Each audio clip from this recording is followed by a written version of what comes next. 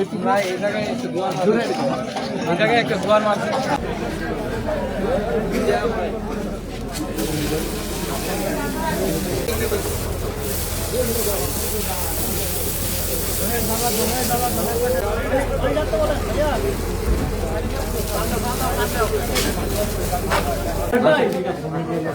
Light লাগে না তো।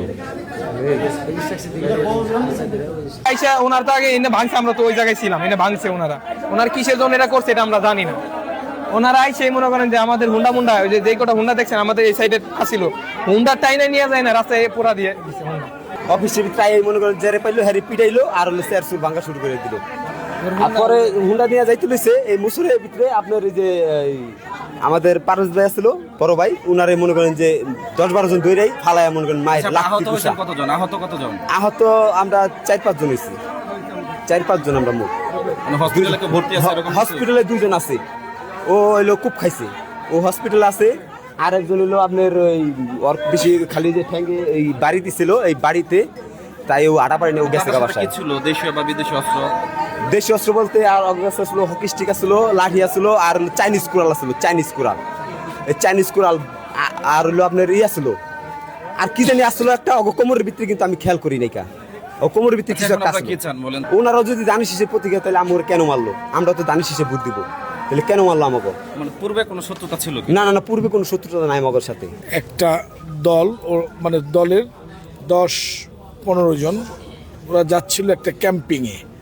ক্যাম্পিং থেকে ওরা রাখালিয়া চালা থেকে ফিরছিল, তো ফেরার পথে ওইখানে আমাদেরই ওই পেপার নজরুল নামে এবং তার ভাই, সে হলো একজন সন্ত্রাসী, তাদের হাতে ওই দেশীয় অস্ত্র নিয়ে আমাদের ছেলেপেলেগুলোর উপরে আতর্কিত হামলা করে, যেটা অত্যন্ত নিন্দনীয় বিষয়।